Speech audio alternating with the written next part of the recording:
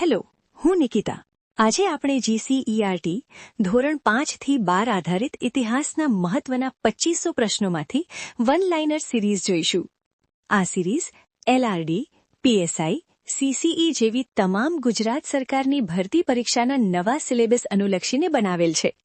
તો ચેનલને ફટાફટ સબસ્ક્રાઇબ કરી લો અને બેલ બટન પર ક્લિક કરી લો, જેથી કરીને યુટ્યુબ તો ખુશ થશે જ, પણ સાથે સાથે હું પણ ખુશ થઈશ. તો ચેનલને સબસ્ક્રાઇબ કરી લો. પ્રશ્ન 1501. રાજસ્થાનના દેલવાડાના જૈન મંદિરો ગુજરાતના કયા શાસકોના સમયમાં બાંધવામાં આવ્યા છે? સોલંકી શાસક સમયમાં. પ્રશ્ન 1502. મોઢેરાનું સૂર્ય મંદિર ગુજરાતના કયા જિલ્લામાં આવેલું છે? મહેસાણા. પ્રશ્ન 1503. ગુજરાતમાં સૂર્ય મંદિર ક્યાં આવેલું છે? મોઢેરા. પ્રશ્ન 1504. મોઢેરાનું સૂર્ય મંદિર કયા રાજાએ બંધાવ્યું હતું?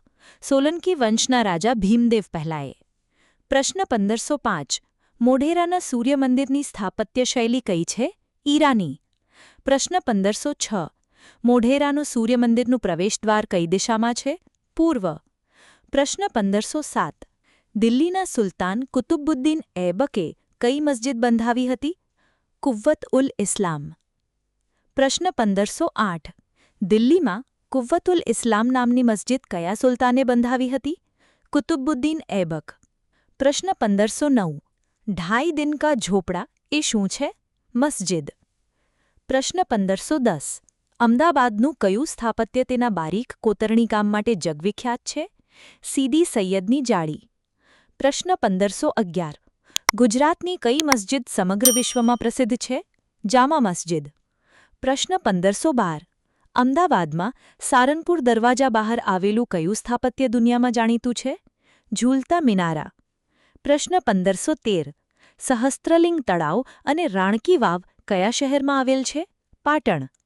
પ્રશ્ન 1514. ચાંપાનેરમાં કઈ મસ્જિદ આવેલ છે? મોટી મસ્જિદ અને જામા મસ્જિદ. પ્રશ્ન 1515. રાણી સિપ્રીની મસ્જિદ કયા શહેરમાં આવેલ છે? અમદાવાદ. પ્રશ્ન 1516. કુતુબ મિનાર કયા શહેરમાં આવેલ છે? દિલ્હી. પ્રશ્ન 1517. ઈસવીસન 1526માં મુઘલ બાદશાહ બાબરે પાણીપતમાં કઈ મસ્જિદ બંધાવી હતી? કાબુલી બાગની મસ્જિદ. પ્રશ્ન 1518. મુઘલ સમ્રાટ અકબરે કયું નગર બંધાવ્યું હતું? ફતેહપુર સિકરી. પ્રશ્ન 1519. માળવાનો કોનો મકબરો સંપૂર્ણ આરસથી સુશોભિત ભારતીય શૈલીનો છે? હોશંગ શાહનો મકબરો. પ્રશ્ન 1520. મસ્જિદની અંદર જવા આવવાના માર્ગને શું કહેવામાં આવે છે? ગલિયારો. પ્રશ્ન 1521. કયા મુઘલ સમ્રાટનો સમય બાંધકામ ક્ષેત્રનો સુવર્ણકાળ ગણાતો હતો? શાહજહાં.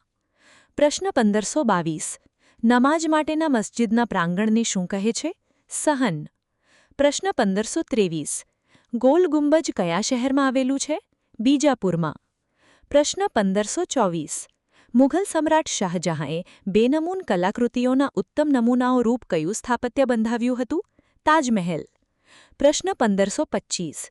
જૌનપુરમાં તુર્કી સુલતાનોએ કઈ મસ્જિદ બંધાવી હતી? અતાલા મસ્જિદ. પ્રશ્ન 1526. અજંતાની ગુફાઓ કયા પ્રકારના પથ્થરમાંથી બનાવવામાં આવી છે? સખત. પ્રશ્ન 1527. દક્ષિણ ભારતના મંદિરોમાં પ્રવેશદ્વાર કયા નામે ઓળખાય છે? ગોપુરમ. પ્રશ્ન 1528. બૃહદ્વેશ્વર મંદિર કેટલા મીટર ઊંચાઈ ધરાવે છે? 55 મીટર. પ્રશ્ન 1529. કયા સ્તૂપો સ્થાપત્યકલાનો અમૂલ્ય વારસો ગણાય છે? બૌદ્ધ સ્તૂપો. પ્રશ્ન 1530. મહાબલીપુરમ મંદિર કોણે બંધાવ્યું હતું? રાજ નરસિંહ વર્મન પ્રથમે. પ્રશ્ન 1531. મોહેંજો-દડો શહેરના રસ્તાઓની પહોળાઈ કેટલી હતી? 6.5 મીટર પહોળાઈ. પ્રશ્ન 1532.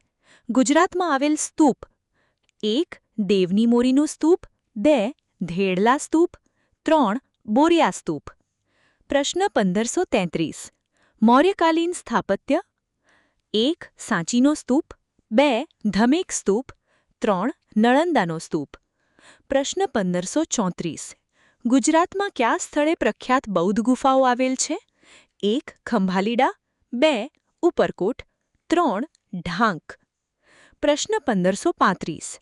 ભૂમરાનું શિવ મંદિર ક્યાં આવેલ છે? જબલપુર, મધ્યપ્રદેશમાં.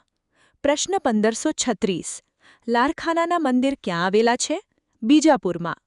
પ્રશ્ન 1537 બૃહદેશ્વર મંદિર ક્યાં આવેલ છે? તાંજાવુર.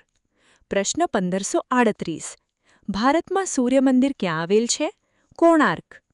પ્રશ્ન 1539 ગુજરાતમાં સૂર્ય મંદિર ક્યાં આવેલ છે? મોઢેરા, મહેસાણા જિલ્લો. પ્રશ્ન 1540 નગીનાવાડી અને કાંકરિયા તળાવ ક્યાં આવેલા છે? અમદાવાદમાં. પ્રશ્ન 1541 નળ સરોવર ક્યાં આવેલું છે? અમદાવાદ જિલ્લો. પ્રશ્ન 1542 હીરા ભાગોળ તળાવ ક્યાં આવેલું છે? ડભોઈ. પ્રશ્ન 1543 જુમા મસ્જિદ ક્યાં આવેલી છે? ચાંપાનેર. પ્રશ્ન 1544 મસ્જિદમાં નમાજ પડવાના હોલની દિવાલને શું કહેવામાં આવે છે? કિબલા. પ્રશ્ન 1545 64 યોગિની મંદિર ક્યાં આવેલું છે? ખજુરાહો, મધ્યપ્રદેશમાં. પ્રશ્ન 1546 મૌર્યકાલીન સ્થાપત્યકલા કયા પ્રકારની જોવા મળે છે? ધાર્મિક. પ્રશ્ન 1547 ભગવાન બુદ્ધનો ઉપદેશનું સ્થાન? સારનાથ. પ્રશ્ન 1548 દક્ષિણ શૈલીના સ્થાપત્યનો ઉત્તમ નમૂનો કયો છે? અમરાવતીનું સ્તૂપ. પ્રશ્ન 1549 કોના સમયનો લોહસ્તંભ તે સમયની ધાતુવિદ્યા અને રસાયણવિદ્યાનો ઉત્તમ નમૂનાઓ ગણાય છે? સમ્રાટ વિક્રમાદિત્ય. પ્રશ્ન 1550 ગુજરાતમાં મંદિરોના શહેર તરીકે કયું શહેર ઓળખાય છે? પાલીતાણા. તમને આમાંથી કેટલા પ્રશ્નો પહેલાથી આવડતા હતા? કોમેન્ટમાં લખો. અને જો તમને આવા પ્રશ્નો ઉપયોગી લાગે તો વિડીયોને લાઇક કરો અને ચેનલને સબસ્ક્રાઇબ કરો.